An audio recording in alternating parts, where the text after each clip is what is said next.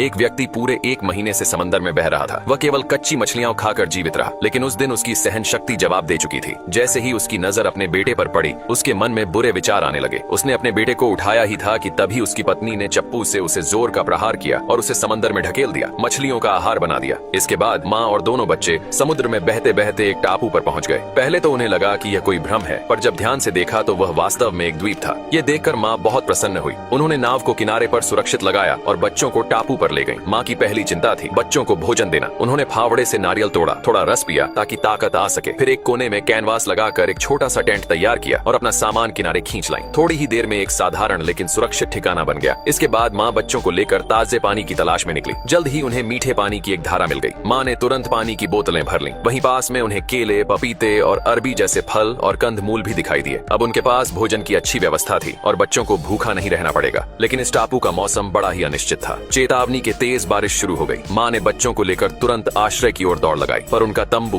बारिश में बेकार साबित हुआ। मजबूरी में माँ ने बच्चों को कंबल में लपेट दिया और स्वयं बारिश में भीगती रहीं। बारिश रुकने के बाद उन्होंने देखा कि उनका टेंट पूरी तरह अस्त व्यस्त हो गया था। माँ समझ गईं कि अब उन्हें एक मजबूत आश्रय की जरूरत है। तभी बेटे ने पुकारा, माँ। माँ ने मुड़कर देखा कि पास ही एक लकड़ी का पुराना केबिन था। वह खुशी खुशी वहाँ पहुंची। देखने पर पता चला कि वह घर टूटा फूटा जरूर था, पर जरूरत की सारी चीजें मौजूद थीं। संभवतः किसी पुराने जहाज के यात्री द्वारा बनाया गया था। थोड़ी सफाई और मरम्मत से वह एक सुरक्षित घर बन सकता था। धीरे धीरे माँ ने मछली पकड़ने के भाले बनाना सीख लिया और बच्चों के लिए स्वादिष्ट भुनी हुई मछली पकाने लगी। दोनों बच्चों ने टापू पर कुछ नए मित्र भी बना लिए। ये छोटा सा परिवार अब शांत और खुशहाल जीवन जीने लगा। समय बीतता गया और बच्चे बड़े होते गए। अब वे पूरी तरह से टापू की जीवन शैली में ढल चुके थे। एक दिन उन्होंने अपनी नाव को एक मूंगे की चट्टान से बांधा और मछली पकड़ने चले गए। उन्हें पता नहीं था कि रस्सी ढीली हो जाएगी। नाव लहरों के साथ बह गई और तभी पानी में एक शार्क भी दिखाई दी। वे दोनों डरकर ऊंची चट्टान पर चढ़ गए। शाम तक छोटे भाई ने एक बड़ी मछली पकड़ी और उसे दूर फेंक दिया। शार्क मछली खून की गंध पाकर उस ओर चली गई और बच्चे सुरक्षित किनारे लौट आए। जब माँ को यह बात पता चली तो वह बहुत नाराज हुई और उन्हें चेतावनी दी कि सूर्यास्त से पहले घर लौट आया करें, क्योंकि रात को किनारा बहुत खतरनाक होता है। फिर एक दिन एक भयंकर तूफान आया जिससे उनका लकड़ी का घर भी ढह गया। बच्चों को भीगने से बचाने के लिए माँ अकेले ही छत की मरम्मत करने चली गई। लेकिन इस प्रयास में उन्हें तेज जुकाम हो गया, जो धीरे धीरे गंभीर बीमारी में बदल गया। वह बिस्तर से उठ नहीं सकी। अपने अंतिम समय में उन्होंने बच्चों से कहा कि वे एक दूसरे से प्रेम करें, हमेशा एक दूसरे की मदद करें और हिम्मत से जीवन जीते रहें। उन्होंने यह भी बताया कि भले ही जॉन को गोद लिया गया था, पर उन्होंने हमेशा उसे अपने सगे बेटे की तरह ही माना। अंतिम बार माँ ने अपने बेटे को गले लगाकर विदाई ली।